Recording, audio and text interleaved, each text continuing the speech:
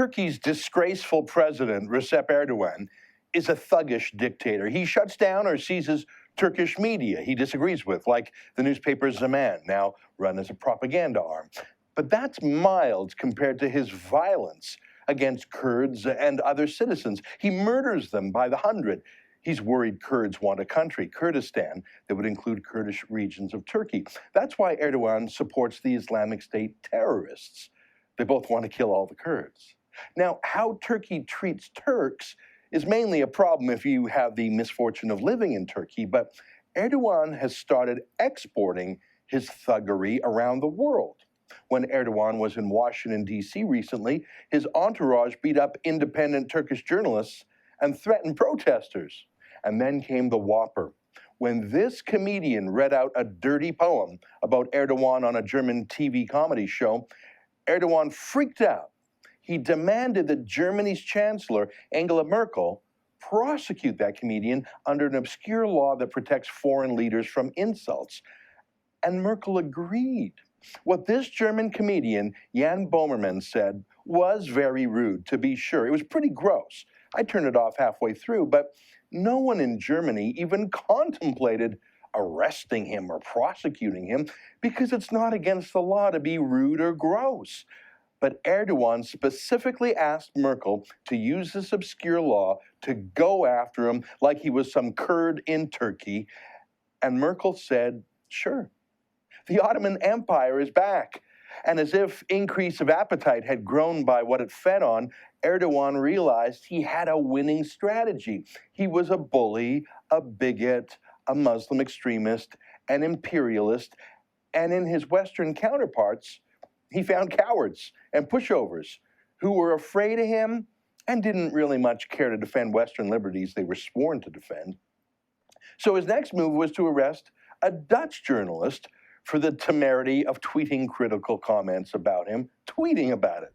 She was arrested, later freed but barred from leaving Turkey.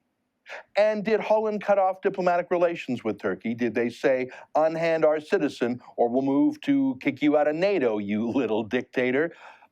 No, they did not. And so Erdogan learned a little bit more about the West, didn't he? He issued a demand that Switzerland shut down a photographic exhibit that showed a boy who was fatally injured in a Turkish crackdown against anti-government protesters. There are too many examples to list. Turkish embassies around the world have been ordered to scour the media for examples of insults to Erdogan that will be subjects of complaints or threats or lawsuits. So what's the right response here? Some Western leaders brush off Erdogan's requests for lawsuits, but is that really enough? Just to ignore him?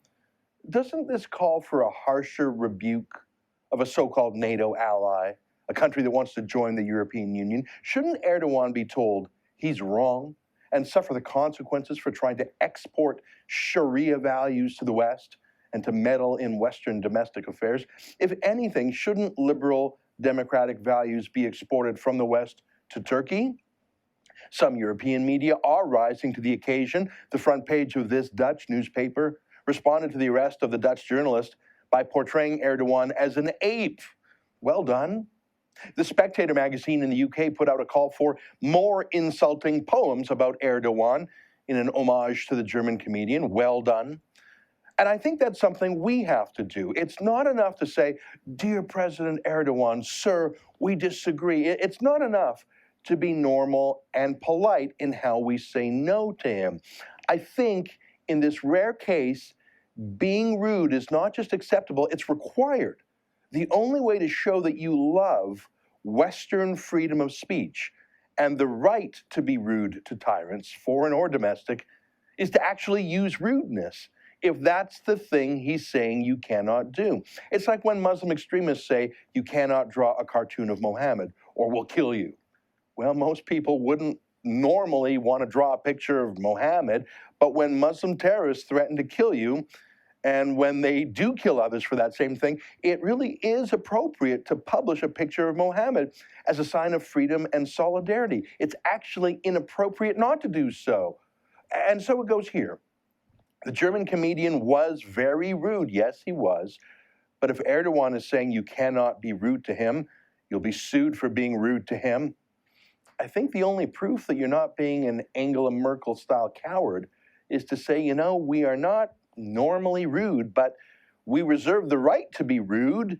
And if some foreign tyrant thinks he can stop us or bully us into silence and sue us, then we actually must choose to be rude deliberately. Even if we're not rude normally, we don't just say, President Erdogan, we disagree. We actually have to add an insult, a profanity to it. Do you see why? So I will now do that. If your virgin ears haven't heard a swear before, or if you don't like the sound of swears, or if your kids are watching, click away now. But if you agree with my logic, or if you're with the Turkish embassy, listen up. I say, fuck Erdogan. Yeah, you have to say it. You have to say those words because we have to be sure he's offended. Offending him is now the purpose and the test. It shows we're still free, and it shows we put Erdogan in his proper place. And we teach him that his threats will not be rewarded. In fact, they'll backfire. And so we say, fuck Erdogan. Say it. Not because we're rude by nature, not because we swear by nature, but because when a foreign tyrant tells us we can't, and when Western politicians obey that foreign tyrant, we must show that we are not obedient. We are free men and women in the West, and we say, fuck Erdogan. I don't know if Erdogan himself will ever see this video, but I know his diplomats will. I know because I'm going to send it to them at their embassy. Please sign our petition to Erdogan. It's simple. Dear Mr. President, because I'm polite, dear President Erdogan, fuck you. That's the petition. When we get 10,000 signatures, I will personally deliver it to the Turkish embassy myself.